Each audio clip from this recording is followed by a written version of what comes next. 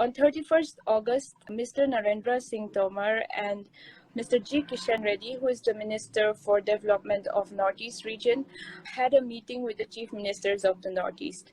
In this meeting, Mr. Kishan Reddy said that the Northeast states will play a very important part for this new scheme that is being introduced, and that he also mentioned that the state of Mizoram can be seen as a success model for oil palm plantations because they've been doing it for a while.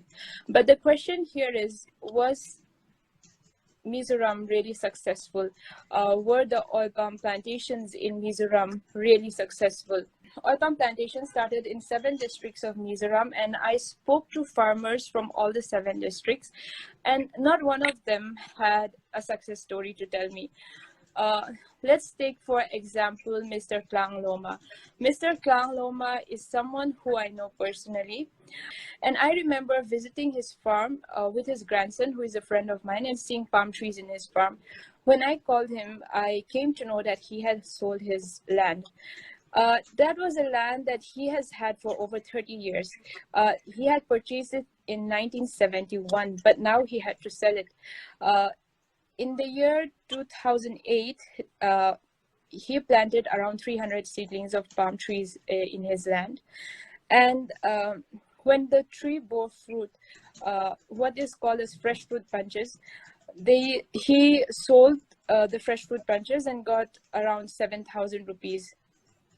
And then in the next year, when he tried to make more sales, he came to know that the company which agreed to buy the fresh fruit bunches from them had withdrawn. And so that was the end for him. The company was not buying from him. The government was not buying from him. The public have no use for it. So there's nothing else he can do about it. Like, that was the end for him.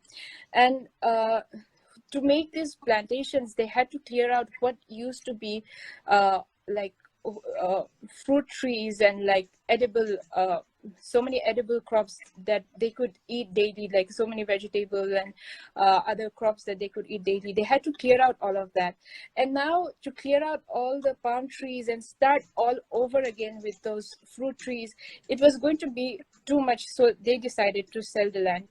Even his son, I had also spoken to his son, and even his son had told me that he even tried to process the oil himself and sell a little bit of it, but they could not get any good profit as they expected. So eventually they had to sell.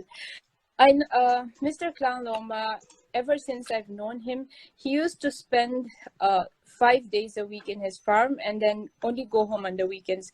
And anyone who has family from a farming background will know that for farmers, the farm is their first love. Like, no matter how tired they are, no matter how exhausted they are, in their farm, they feel at home. Like, my grandfathers were farmers. My father also had farming background. So I've come to learn of it. And I know that even for Mr. Klang Loma, the farm was his home, but he had to let go of it. So this is the price that so many of our farmers are paying.